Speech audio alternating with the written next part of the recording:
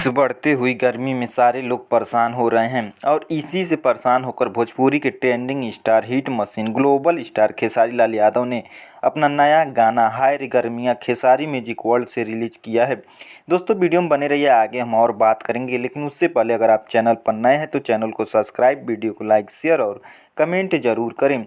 इस गाने को 31 मई 2024 शाम 4 बजे रिलीज किया गया, जिस पर अब तक 5,55,326 व्यूज मिल चुके हैं और यह अभी 5 नंबर पर ट्रेंड भी कर रहा है। हो सकता है आप जिस समय इस वीडियो को देख रहे हैं उस समय कुछ और हो। इस गाने का व्यूज काफ़ी तेज़ी से बढ़ रहा है। इस गाने का वीडियो स्टूडियो वर्जन है, अभी वीडियो नहीं बना है।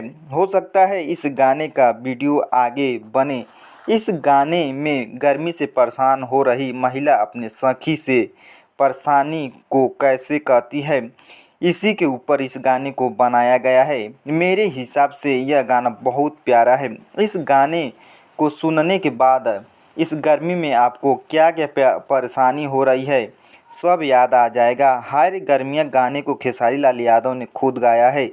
गाने का लिरिक्स अखिलेश कश्यप ने दिया है। इस गाने को आदर्श सिंह ने कंपोज किया है। आर्या शर्मा ने गाने का मधुर संगीत दिया है।